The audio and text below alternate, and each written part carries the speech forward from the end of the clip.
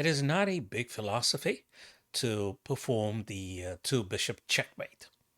And I'm using the software on the leechess.org platform. It's a nice, very much free platform, and you can practice this again and again. It's on the chapter Piece Checkmate 2, so-called challenging checkmates. But once you understand what's going on, it is no longer challenging. It's just a matter of understanding and practice. Now, I think we go to rolling with the position we're having here. What do we need to understand? The one big principle here in the two bishop and king versus king. Your bishops together, joined together, will always depict a like laser beams like this, green or red. Let me see if I can make them red or something. It might be the other. Oh, that's blue laser. Ooh, okay, but red. Ah, yeah, here's the red. Red laser beams here. All right, so the opponent's king will not be able to approach them. So that's one thing. Keep in mind. Two bishops together cannot be approached by the king frontally. There's absolutely no chance for that king. But also you need your king that has to aggressively be moved towards the opponent's king. So in this position, because my guys are together, of course I can just move them up and create a further wall, or I just simply just move the king up. Again, not a big philosophy once you understand that. Okay, they went to the left. Fine, what do I do? Let me move the king again. I'm perfectly happy with this. Now, I think I want to move one of my two bishops. So let me think. What if I play this bishop to b4 here? Cutting this diagonal so they will not be able to. Also, they can't play onto b5. So now I'm just simply reducing the black king's options here. Next, I think I want to move my king a bit closer.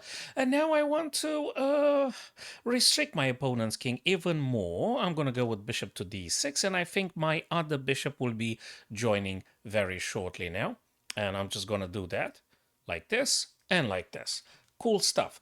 How do I want to proceed next? So my bishops are together. I want to proceed by pushing the king into a corner, for instance. I think in this position, the shortest is this, a8 square. I want to get the king there.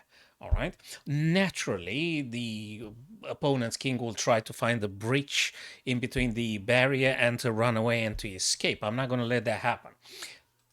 Anyway, you've got this laser beams here, so they will not touch them. So let me just move the king because my king will be leading the attack. If I can't make the barrier coming close and pushing the king to the edge, I'm going to make another king's move. So I'm going to move the king now. And now I can move my two bishops together so I can keep the black king confined to the edge of the board. Okay, so the king will stay here and being driven ideally to this square. So I'm going to reduce now the territory in which the black king moves by joining my two powerful bishops together, and the black king can't escape. As you notice, guys, it can't move in check. There is only one way, and I'll be driving the black king towards this very corner. Okay, it's just a matter of time here. Just be careful not to stalemate, though. So careful about this one because it might be very well. For instance, if we play something like king to b6, I wonder what would that be? Because I can't move, can't move, can't move, can't move, and can't move. Ooh, I don't want to do the stalemate. Right, now, you notice, guys, that the king has no other choice but just going up, up, and up until the final destination. And we are going to cut them away, cut off the square for moving backwards. I'm not going to allow this by playing bishop b3.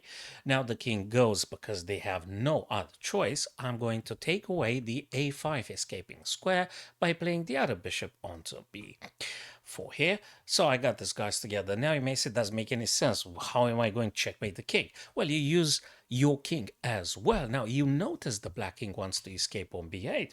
There's no point moving your bishop because the king is going to run back and you're going to do this kind of stuff unnecessarily, or you may even just do the 3-4 repetition. You're not going to make a progress here. So you're going to move your king, taking the square away from them. Now notice they want to go away via the b5 because we're already blocking them here, here, and here. So they want to move onto this square. How do we stop them? You've got it. You're going to move the bishop and check them, pushing them back towards the corner where we want to checkmate the king. So what do we do now? Well, we just take it in turns. We got two powerful bishops, remember, guys? And now we're going to do a check, and the checkmate is coming. You've got it, guys, with the bishop on d5, and that would be checkmate. So keep your bishops together. Move the king if you can't make the wall, the barrier, the laser beams moving closer to the opponent's king.